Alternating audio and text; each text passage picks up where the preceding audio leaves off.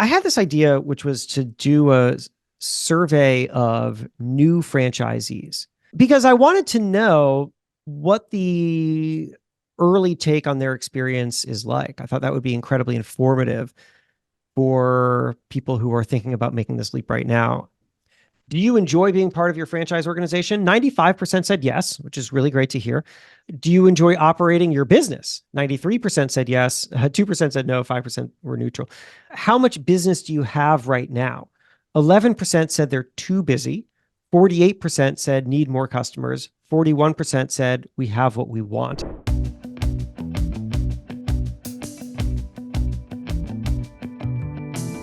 Hello, everyone. Thanks for tuning in to the latest edition of Fran Coach's Franchising 101 podcast. I am Tim Parmeter, founder and CEO of Fran Coach and your podcast host. Today, we have a guest going to come in and talk to us about an amazing ranking of franchises. Actually, third straight year that we've got these guys on to talk to us.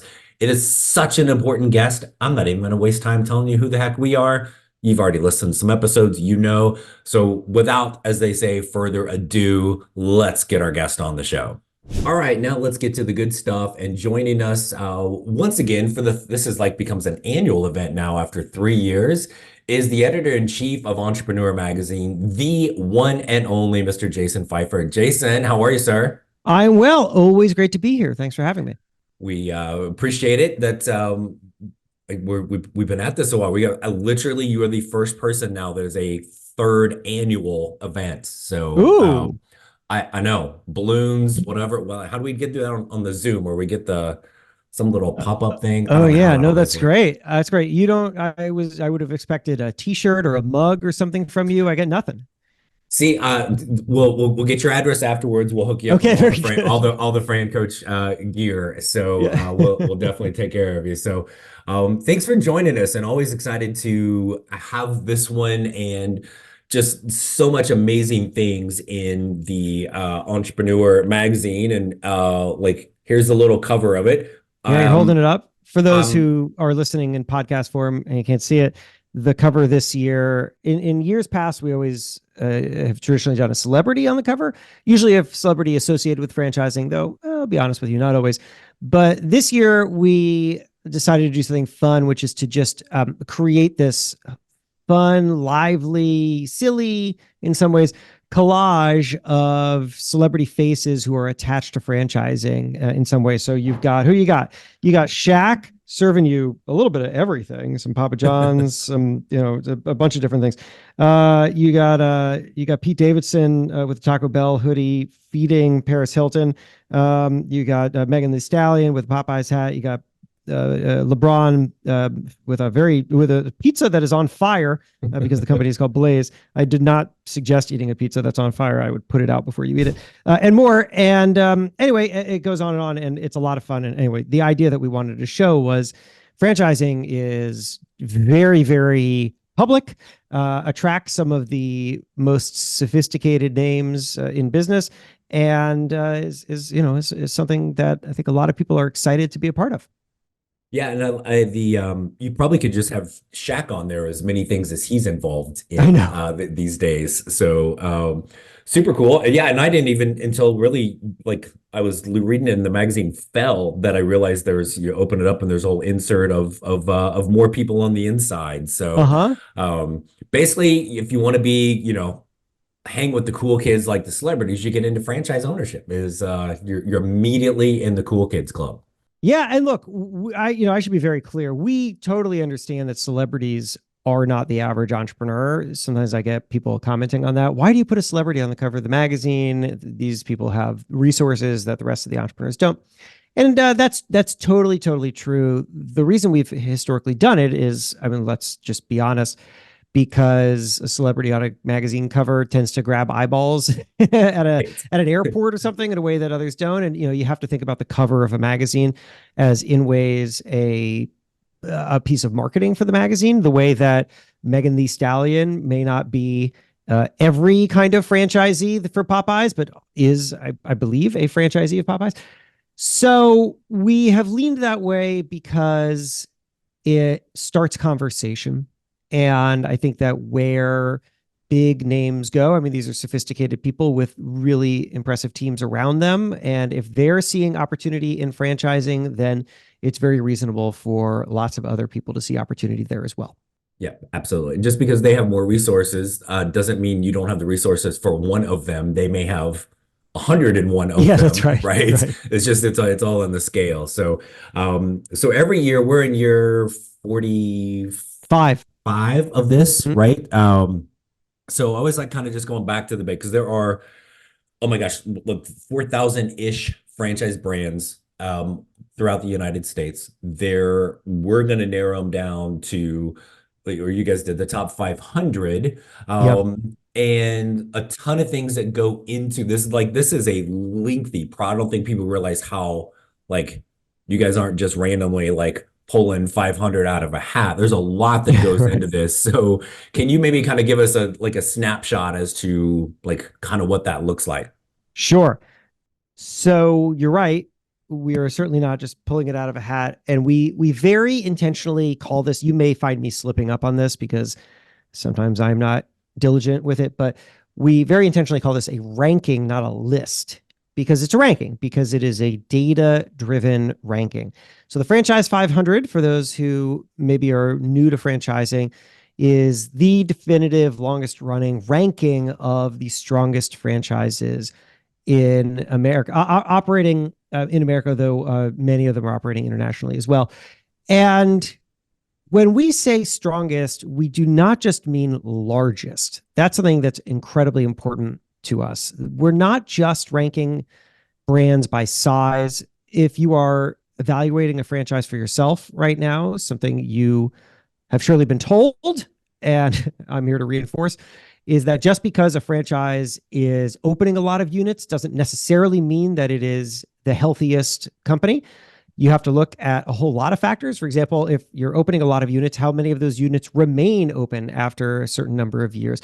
How are they growing? And it's for this reason, for example, that if you look at the top 10 of the Franchise 500 for a number of years now, you see a brand called Culver's. Now, Culver's, which is a Midwestern regional fast food-ish brand, uh, they are considerably smaller than the other brands in our top 10, or other, top 10 brands include Taco Bell, Dunkin', Kumon, UPS Store. These are, huge international brands. Culver's is much smaller. But the reason why it's always on there is because it has very consistent and healthy growth for a franchise of its size. It has almost no closures, which means that it does an excellent job of identifying the right franchisees and then supporting those franchisees.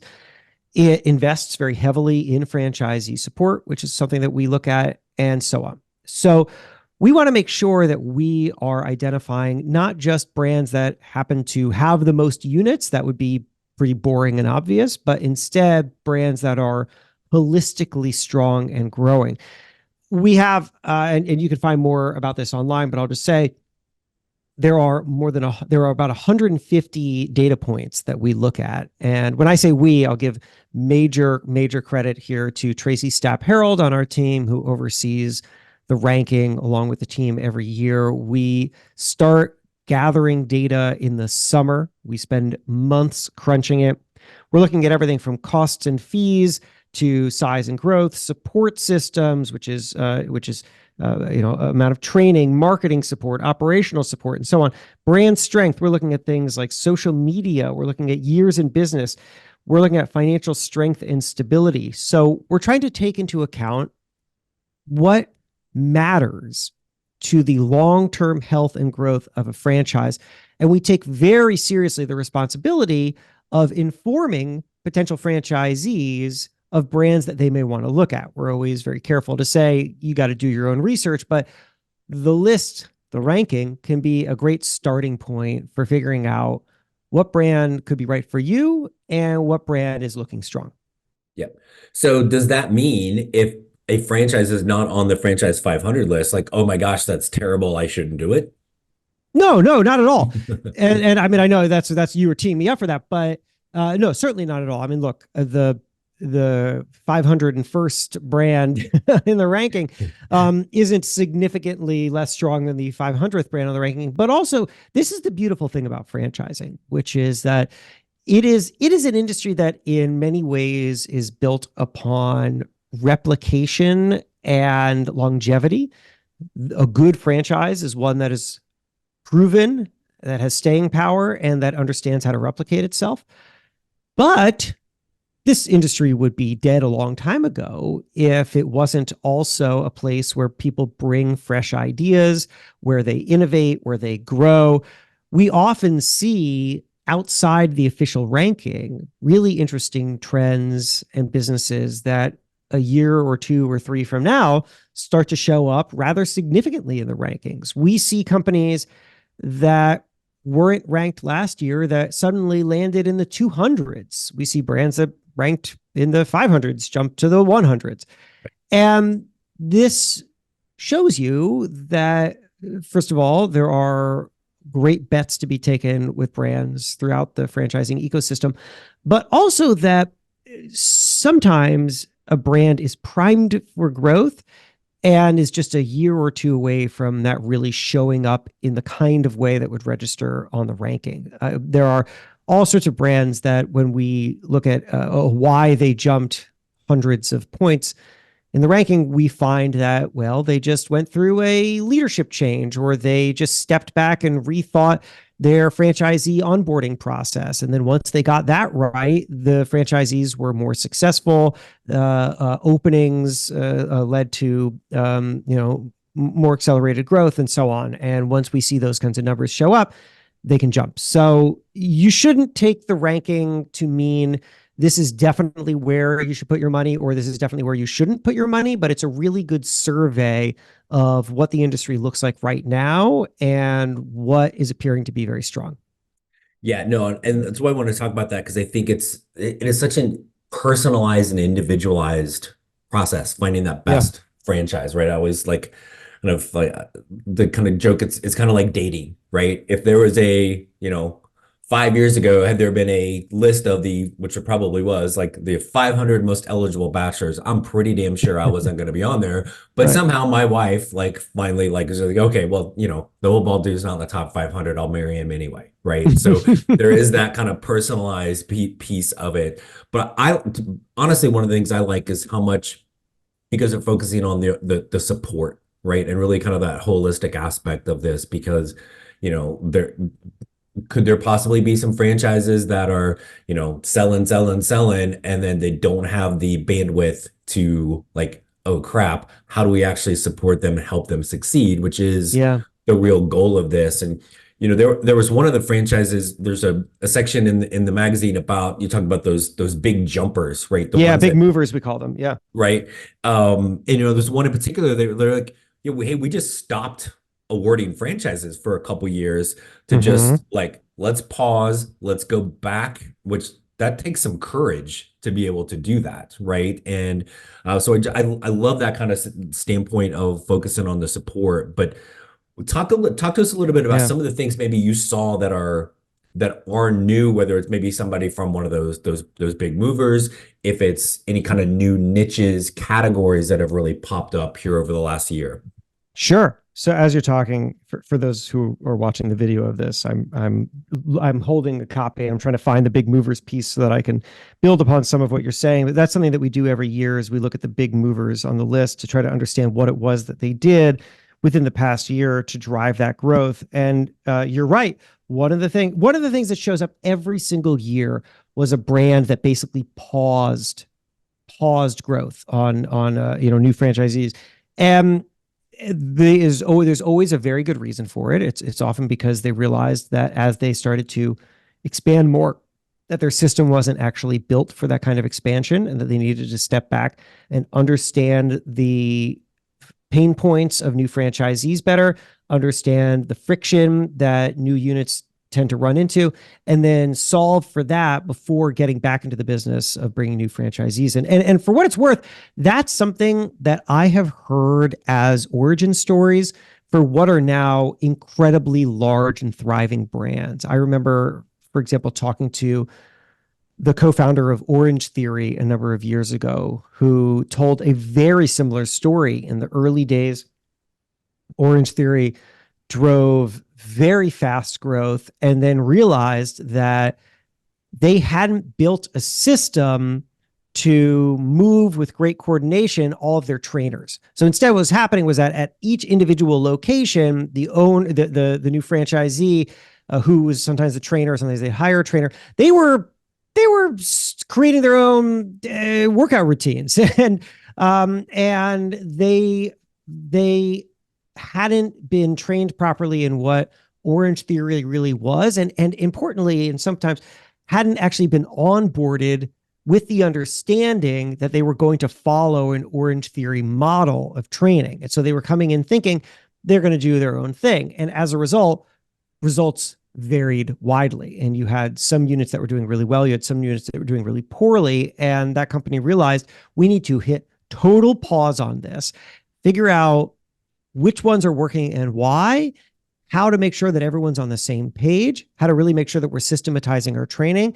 And only then, once we are very confident that we understand exactly how to onboard and grow, are we going to let more franchisees into the system. And that change is what saved Orange Theory from what it could have been a quick crash, and instead turned it into the thriving franchise that it is. So those things are really important to understand. But Tim, you had asked about trends. So I'm going to just read a little something to you. So it's something that I always love. This is probably my favorite part of the Franchise 500 every year, is seeing what new subcategories we create. Again, Tracy and her team do a great job of looking at what brands are ranking and how do we categorize and then subcategorize them. And as enough brands of a certain subtype come in and start ranking, we have to create subcategories for them. And that starts to tell you some of the interesting trends that are happening in the space. So this year, here are some new subcategories showing up for the first time in the Franchise 500. Mental health services, very, very interesting. I think a couple of years ago, people might not have anticipated that it was even possible to franchise mental health services. It is. They're doing very well. Fencing, interestingly, fencing being around your house, not swords. Yeah. And although who knows, maybe next year, maybe fencing with swords will be franchised. And laundromats, interestingly. And so that right there tells you a pretty wide range of innovation and new opportunities in the space.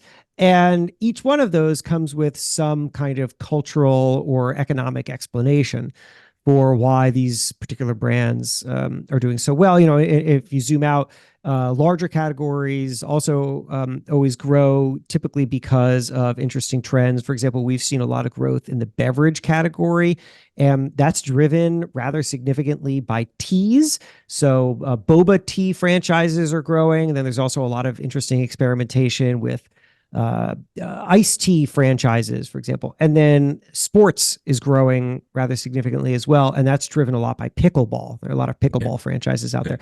So you can see how shifts in culture or economics end up creating new opportunities and new growth in areas of franchising. Yeah, no, and the mental health and the fencing thing, you're like, one, it's the more light that is being kind of on mental health and better mental health for all of us is amazing. Yeah. And then the fencing is like, well, I don't really like people, so I need the mental health, but I don't like, it's like when I keep in my own little bubble here, right, with the fence, right? So and you mentioned the pickleball thing, right? Like 5 years ago, I don't, maybe that was a thing, and just 7 people in the world knew about it, but now it is, you can't go anywhere and not have somebody that's talking about it, playing it, whatever, right? So super cool.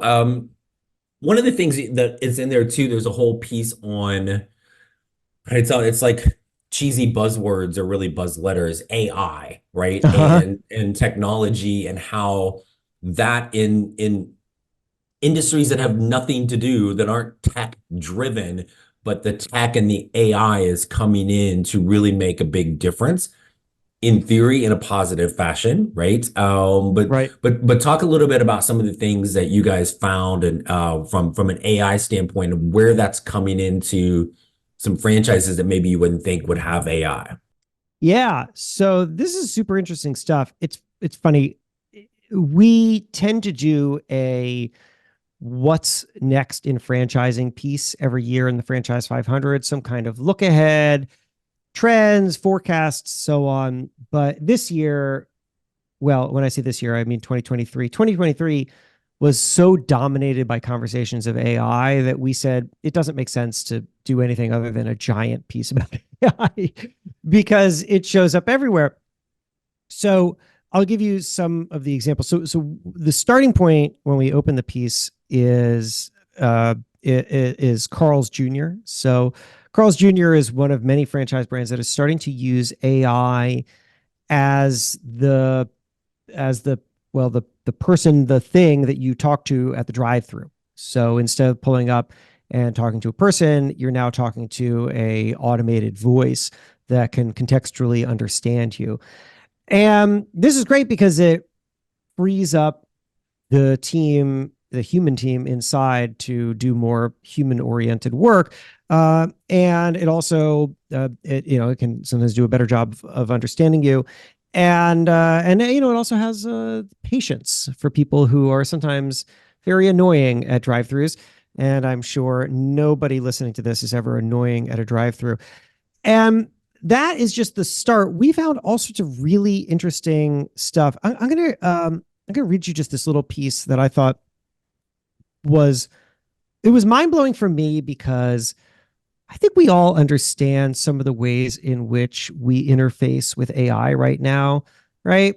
We have all talked to a chatbot. It's not that far of a stretch to talk to what is really like a chatbot at a Carl's Jr. drive-through. But when you think about how AI can be utilized in ways that you don't anticipate, this is a really great example. I'm just going to read from this story. So this is about a brand called Dirty Dough cookie franchise. Dirty Dough, for example, is a cookie franchise that founded in 2018 that now has sold over 400 franchises. Early on, the stores were so overloaded that it could take up to 45 minutes for a customer to receive their box of cookies. The franchisees wanted to solve this, but they didn't want to overstaff. Very reasonable, right? So what do? The solution the brand landed on was to install cameras that use machine learning and object detection to count the number of employees per hour, as well as customer wait times, and use an equation that considers both metrics to staff appropriately. The cameras will also be used for quality control and to enforce brand standards. Quote, some of our cookies were too messy because the employees put too much drizzle on top, so you can't eat them well in the car, Bennett Maxwell, founder of Dirty Dough, told, actually, that was reciting a different podcast. Sorry, he was talking about that on the Franchise Secrets podcast. Another camera set up to face the cookies will detect not only whether the dimensions of the cookies are correct, but also whether the employees are decorating them properly. We all want to perform, Maxwell said, but sometimes we just don't know what we're doing. This camera system allows us to have better oversight and help our employees succeed. The idea is that the camera surveillance system would trigger not only corrections for staff, but also corrective interactions with the customer. For example, if the customer's cookie was too small, they might be sent a feedback question or offered a loyalty credit or a gift card.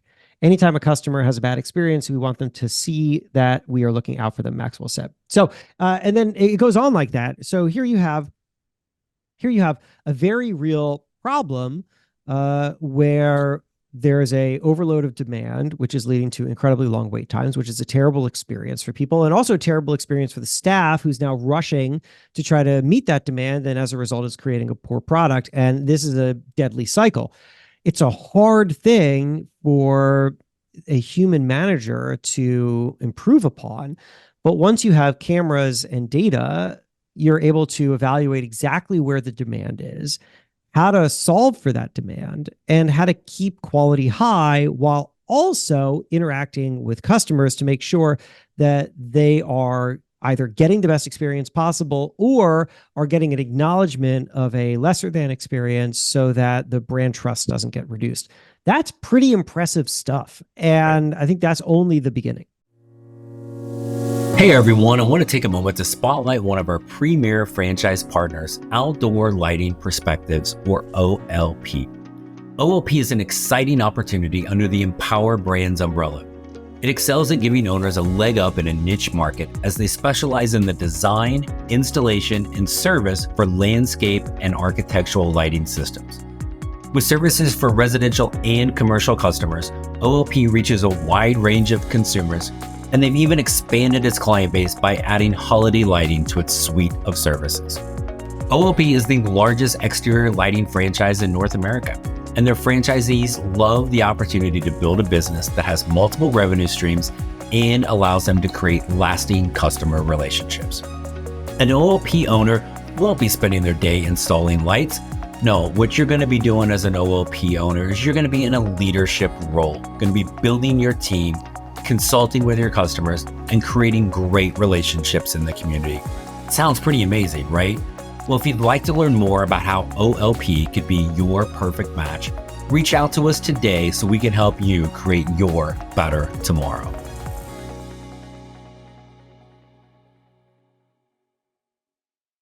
Hey everyone, I wanted to take a quick break from our podcast to tell you about our amazing friends at Entrepreneur.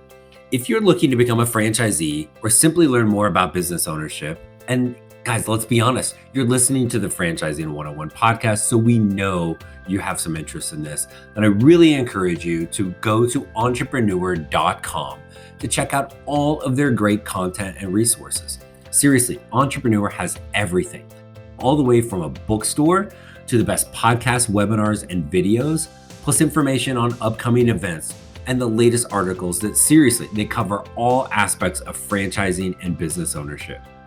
If you're having trouble deciding which franchise is right for you, start with Entrepreneur's renowned Franchise 500 ranking, which highlights the best franchises of 2022. For 45 years and counting now, Entrepreneur has been and continues to be the most widely recognized and respected authority in the franchise market. Digital and print subscriptions are available, so you never miss out on anything. So seriously, what are you waiting for? Go to entrepreneur.com right now and learn more. When you think of what a franchise really is, for you coming in as a franchise owner, the number one thing every franchise is going to say, we want somebody who's going to follow the plan, right? Put forth the effort, follow the plan. So for our clients or somebody looking at a franchise I want to understand what's their vision, right? Well, this is how we've always done it. This is how we're always going to do it. Okay, that would have crushed that particular franchise, right? If they're not able to hear and have that collaboration with their owners of what is the feedback. It's a weird issue. They had so much business that it was causing them, they were eventually going to lose the business, right? So to be able to have that communication back and forth is really key. And not every brand is going to be able to do that. So totally. And you can get creative on staffing then. If you know that there's going to be a particular rush at some certain time, then you can staff just for that. And therefore you can make your operations and your costs as efficient as possible, but also make sure that people are getting their cookies when they want them. Right. Yeah. Well, and you go back to the Carl's Jr. Thing. Well, somebody might go, well, geez, that AI at the drive-through cost somebody a job. Well, it probably just moved that person inside or into the production. So now everything is getting done faster, which again is going to make the customer happier because let's be honest, none of us have any patience, right? And so like, I need my cheeseburger and fries and I need it now, right? Right. So if that gets that moving along, even better. So yeah, actually the job loss thing is a really important thing to note because it is true that you can use technology to make things more efficient and to reduce costs, but we're not talking about replacing hordes of humans with hordes of robots. The shifting of jobs is something that, as you said it, it's really important to emphasize. So something that we've been seeing in research into what happens when franchises and other businesses too, but franchises are doing it a lot, put ordering kiosks inside of their spaces. The ordering kiosk does now replace a human being who was taking your order, but it doesn't actually, interestingly, reduce jobs. And the reason for that is because once you have ordering kiosks, ordering is more efficient, which means that there's now more orders coming in than there were before. And also because ordering is easier, customization is easier. People are now ordering a wider variety of customized food or product. And as a result, there has to be more people in the kitchen to manage those more complex orders. So you end up not reducing people, but in fact, actually either keeping or increasing the need for people, but also increasing the business as a whole. And they're like I think the thing that people often get wrong when they think about AI and other kinds of automated technologies is that they think of everything as a zero-sum game, and it's not. There's a great economic theory called the lump of labor fallacy. The lump of labor fallacy is built off of the fallacy that there is a fixed lump of labor, which is to say a fixed amount of work to be done and a fixed number of people to do that work. And so in doing it, like if you imagine that there's a fixed lump of labor, then anything that creates an imbalance there throws the entire system off, right? So if you're in a world in which there's just a fixed amount of work to be done and a fixed number of people to do that, then technology that could maybe do the jobs that humans used to do would create an imbalance where now there's too many people and not enough work to be done. This is also the reason why, for example, people tend to oppose immigration, because they believe that immigrants are going to come in and take jobs. But the reality of it is that there's not a fixed lump of labor. The labor pool and the amount of work to be done is ever fluctuating. So if you create more efficiencies through technology, you end up driving more business, which then requires more jobs just in different areas. Similarly, when immigrants come to a country, they don't just show up as workers, they also show up as consumers. And so they impact that ecosystem in both ways. So there isn't a fixed lump of labor. There isn't just a one-to-one add technology, reduce people. It's far more complex than that. And I think that the brands that get that right are going to see increased value and more jobs and more demand. Yeah.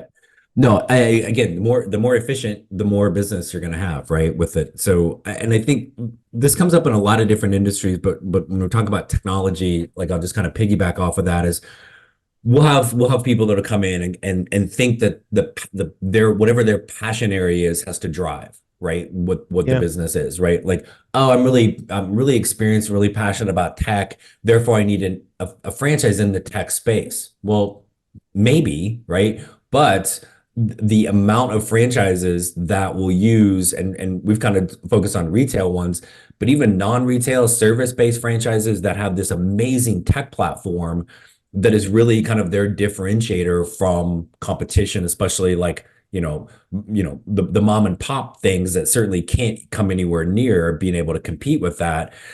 Some people can get in kind of behind the scenes in a franchise and just be blown away by all the things that they have in place, their vision for growth and implementing those things. And so it's one of those things where you can go, like, you think you have a passion, or you do have a passion of something, you think that's the place for you to go. Like with technology and some of the amazing things franchises are doing to help grow that efficiency and just be stronger businesses is really cool. So I know you saw a lot of that. Oh, I see a ton of that. I mean, this is also a place where prospective franchisees should be really smart in how they evaluate brands, because just like any other kind of buzzy thing, there's a lot of brands out there that'll talk about the technology that they're using, but that technology may not be having a meaningful impact. I actually have a friend who works for an agency that helps brands inside and outside of franchising build loyalty programs. And she said the dirty secret is that some loyalty programs work really well and some of them are absolute disasters. Everyone talks about the loyalty program, but that doesn't mean that it works.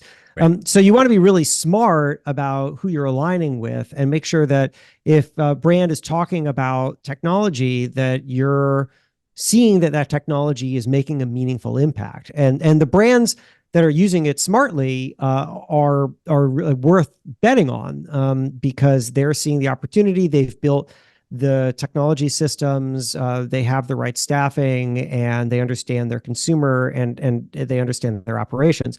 And then I think some other brands are just rushing into it to just be able to say that they have technology. Right. So you want to be smart about that, but but where it's done well, it can have an incredible impact.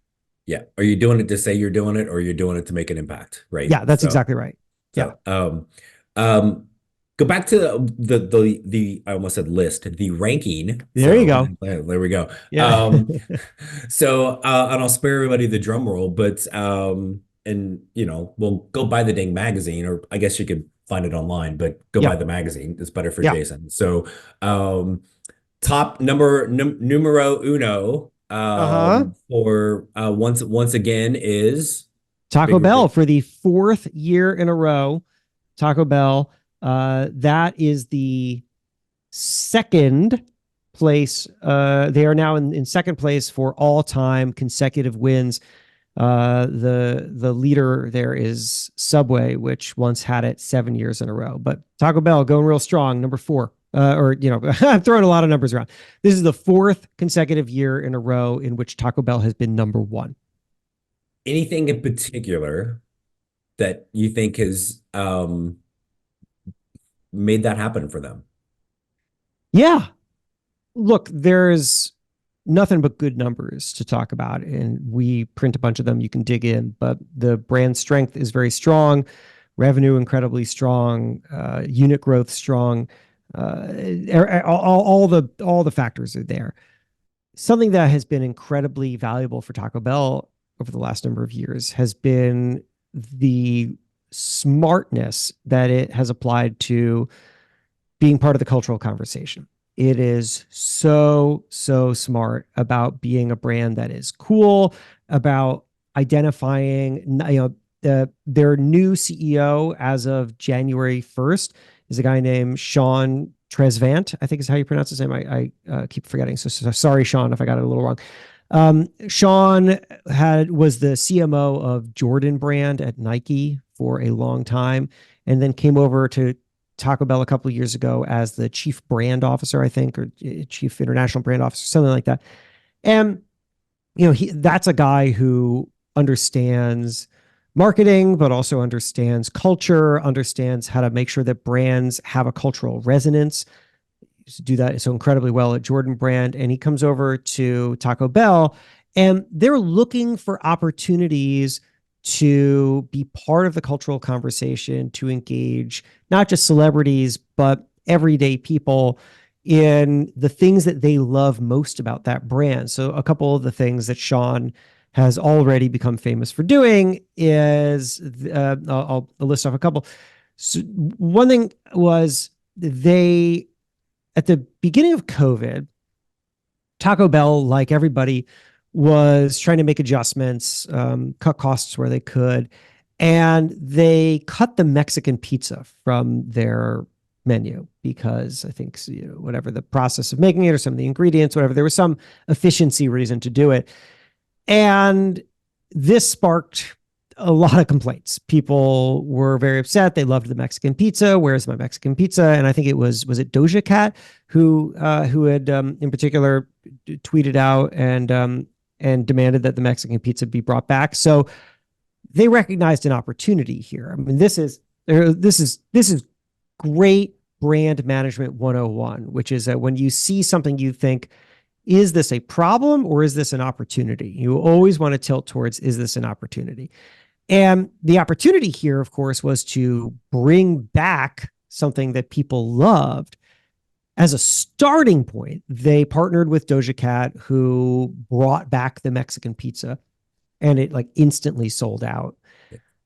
And then they built a program where Taco Bell fans can now regularly vote on which old menu item to bring back. Because this wasn't just about the Mexican pizza. What this was really about, Sean recognized, was how the menu items on Taco Bell tie to people's sense of nostalgia. And people have been with this brand for decades.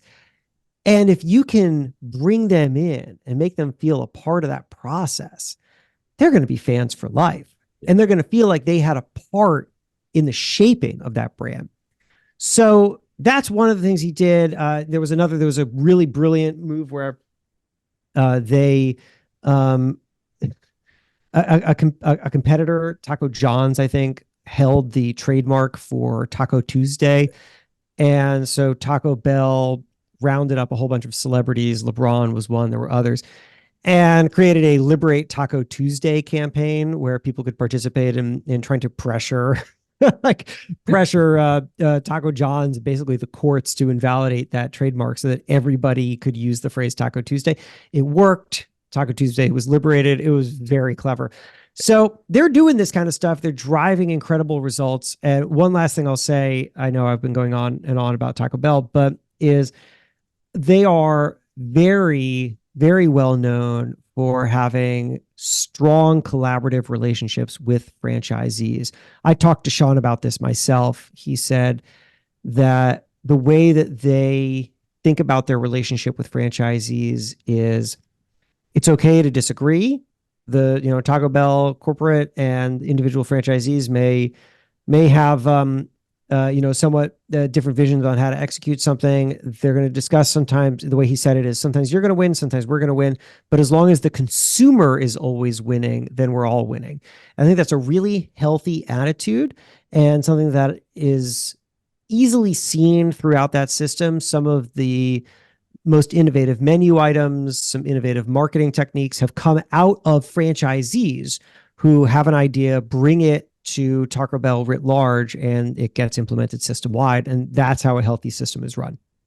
Well, and I just love all their stories with that. But when it comes really down to it, it's all about the people. And they actually do this crazy thing called listen. Yeah. It's kind of a lost art sometimes, right? But and I think one of the hidden things for people as they're looking to find a franchise is how do you connect with the people within that franchise, the leadership team, their vision, the other franchisees? Do you feel like you're in the right room? And so it's no surprise, and I'm glad you talked about that, because I think they've just over the years they've done a very good job of just actually. And not just their franchisees, but you mentioned the consumers. Listen to them. Listen to them. It's so important to have that great relationship. And if you are a prospective franchisee, it is, and Tim, I'm sure you say a version of this all the time, it's so important to be talking to existing franchisees to understand what that relationship is like between the franchisee and the franchisor. Is it a relationship of open communication? Is it one in which all ideas are valued? I mean, look, obviously it can't be chaos. For individual franchisees can't be, right, breaking off from the system, but we want to make sure that good ideas are heard and that there's an active conversation that's happening both ways. I'm going to read to you just a few things that Sean Tresvant, the new CEO of Taco Bell, said to me in the interview that I did with him. So one thing, these are his words: I believe this organization has a very high trust bar, not only internal to Taco Bell corporate, but also with franchisees. Again, tie it back to the origin story. Where would the brand be if we didn't take some big swings? The origin story being, of course, that Gordon Bell, is that his name? I can't remember the founder's name. Tried to launch a Mexican food brand at a time in which nobody was eating Mexican food. If we didn't say, just go with us on this one. Sometimes we get it right, more times than not, but sometimes we take a swing and instead of a home run, it might be a double, but we learn from it. And then later, what makes the Taco Bell system unique is its incredible dialogue. In my first couple of weeks on this job, a lot of franchisees called me personally, and we talked about the business, we talked about my vision, we talked about their vision, we talked about what they think is working, what they think is not working. I think whenever there's a big decision to make, there is what I will call radical candor with respect. Because we're a system. Everybody wants to do the right thing. But at the same time, we're not afraid to have tough conversations, have great debates, all in the service of getting to either the right answer or aligned around an answer. I love that. I love that phrase, radical candor with respect. Yeah, no, absolutely. Which is why they are where they are, right? Yeah. And the again, I love that they went back a couple years ago and really not just listen to the consumer, but we're paying attention to them, right? Mm-hmm. And there was something in there that I read that kind of triggered. And I'm like, how long they've been around. Literally, the very first time I ever had a taco in my entire life was at Taco Bell, right? Huh. I'm like, I don't know what the hell this was, right? Growing up in rural Indiana back in the olden days, right? Like there weren't a lot of tacos. Not a lot of Mexican food. Yeah, right. That's exactly right. Let's see. I've got the number right here. Taco Bell started franchising in 1964. Oh, I'm not that old, Jason. So But no, super cool. I know you and I we could go on this for hours talking about this, and I want to kind of throw one last thing at you and try to be respectful of your time. But I guess maybe from all of the stuff in here, anything else that you really wanted to kind of make sure to point out or kind of chat about before we let you escape today? Oh, sure. Well, especially because we were talking to primarily an audience of prospective franchisees, I'm going to highlight for you this thing I really loved in the issue, which was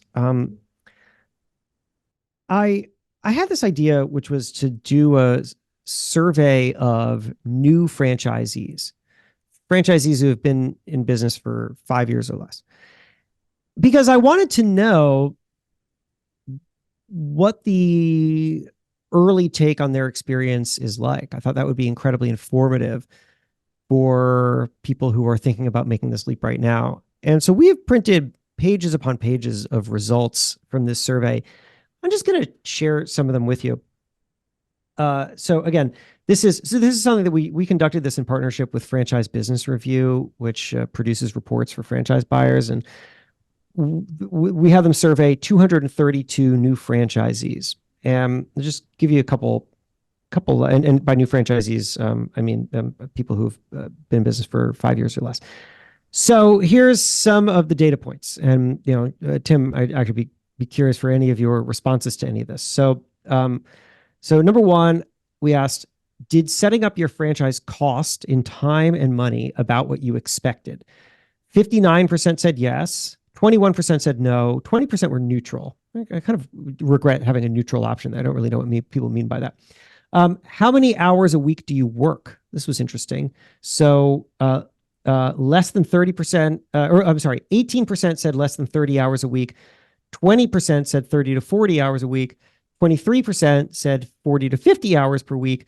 50 to 60, 20% said 50 to 60 hours a week, and 19% said more than 60 hours a week. It's a pretty wide range. It's interesting. It's almost kind of evenly divided among that segment, but I think something that's really important for people to absorb there is, you have to understand the commitment level per brand and make sure that the brand that you're buying into, that you're really aligned with what it takes to be successful in that brand.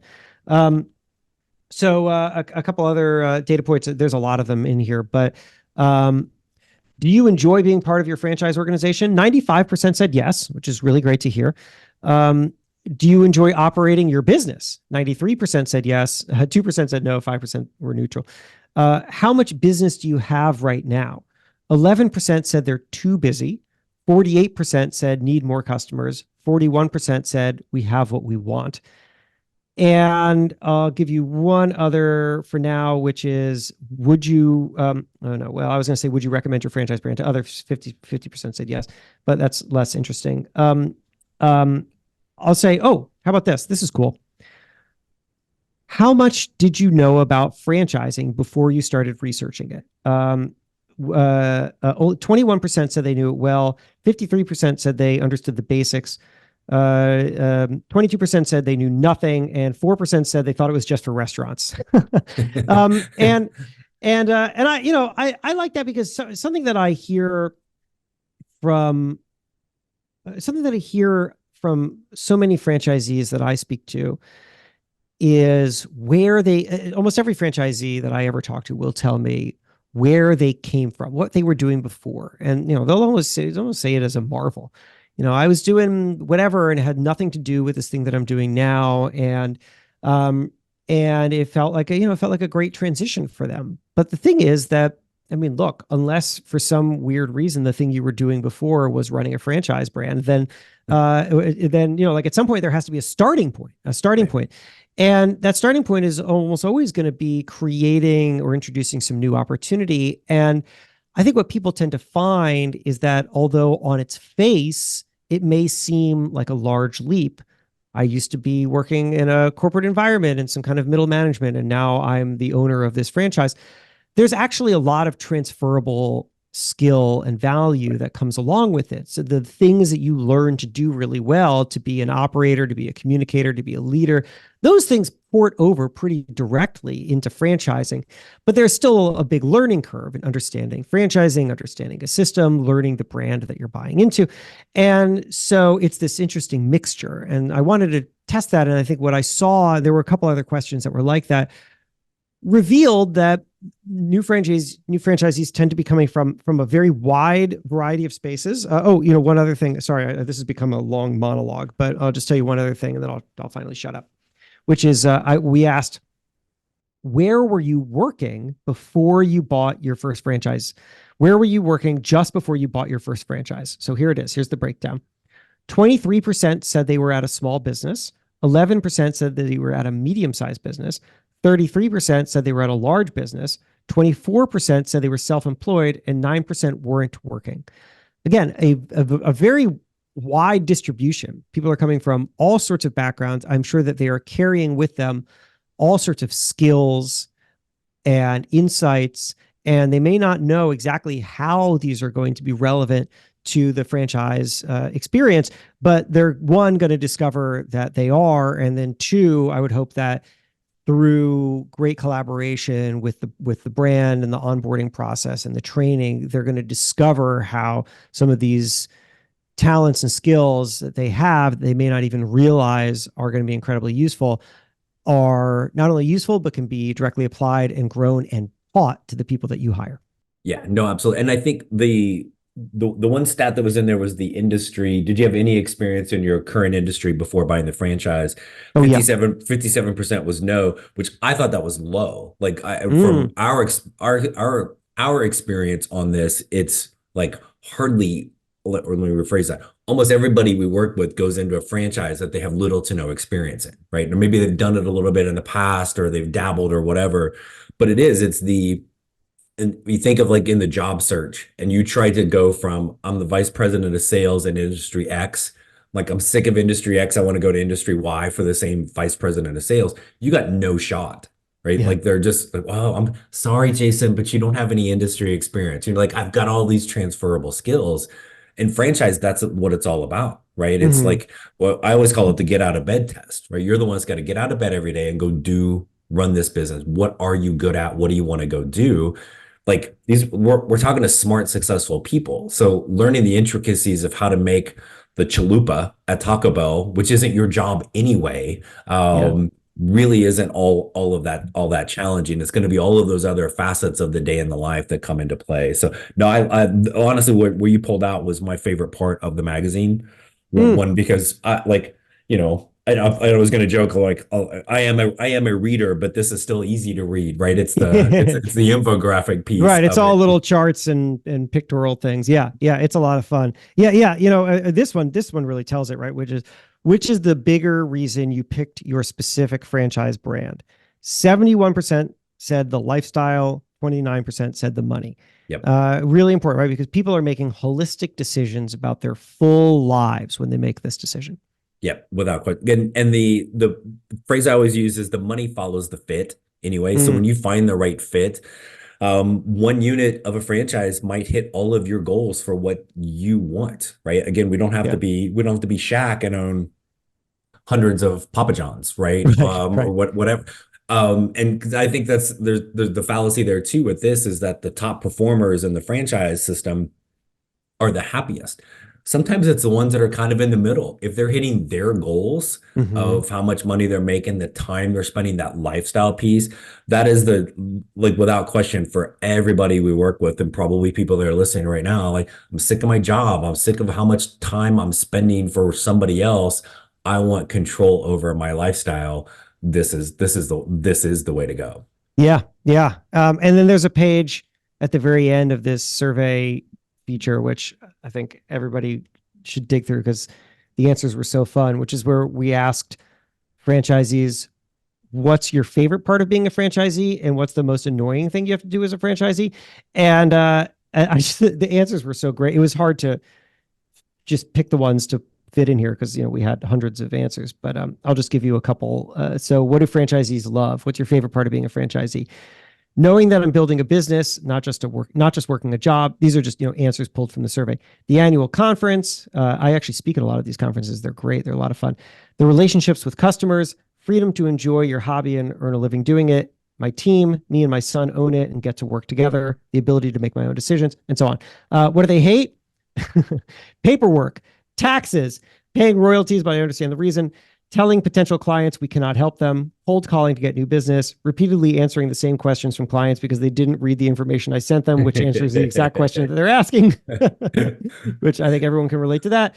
Technology issues, when workers do not show up for work, chasing after businesses that don't pay. So, it's like, look, which problems you want to have, right? You want to have the problems in whatever career you're looking to get out of, or do you want to have the problems that are the toll you have to pay for this new exciting career?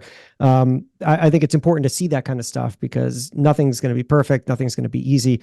You're still going to have to pay taxes and do paperwork regardless of what you're doing, but hopefully you're having more fun doing this. Yeah. And even the bad things, you're in control of fixing them. Yeah. Right. So, super cool. Jason, as always, my friend, thanks for coming on and talking to us again. And we'll just go ahead and pencil in the fourth annual. Yeah, that's right. Next January for this. So thank you again, seriously, for coming on. And if you guys don't have this yet, again, you can go online, but the heck with that, go old school, buy the dang magazine. There's so much good stuff in there. You're going to want to be bookmarking things. So go pick that up today. So Jason, thanks so much for coming on and joining us today. Oh, hey, I appreciate it. Such a pleasure. Yeah, you can find this issue wherever you find magazines, so just go out to wherever that is. If you do want to see the ranking by itself, entrepreneur.com/franchise500. That's the word franchise and then the number 500 is where you can find it. But yeah, you get the really robust experience when you pick up the magazine. So thank you so much, Tim, for having me on. And when I come back next year for the fourth in a row, I will have reached Taco Bell's 4 in a row number one ranking. So that's exciting. I'll bring a taco. I was going to say, I'll DoorDash you some tacos that day. Yeah, thank you. I appreciate that. Awesome. Thanks, Jason. Have a great day. Thank you. So again, thanks to Jason Feifer from Entrepreneur for joining us today. And as always, we want to thank our loyal listeners for tuning in. If this didn't get you intrigued about franchise ownership, then really, I don't know what else is gonna work. You know how to find us, francoach.net. Franchising101podcast.net. Again, we're always .net here at FranCoach. There's never any fee for our service. Let us help you figure out if this is the right thing. And then again, you know how overwhelming this can be to find your best thing. That's what we're here to do. Help you create your better tomorrow. Also want to give you a quick reminder, speaking of our pals over at Entrepreneur, on February the 7th at 3 p.m. Eastern, there is a live webinar that I'm going to be on. We're going to be talking about, go figure, franchises, how to find what are the best ones, how to find them, all of that fun stuff. So feel free to tune in over there as well. In the meantime, we'll be back next week with more fun stuff in franchising. Thanks for tuning in, everyone. Have a great rest of your day.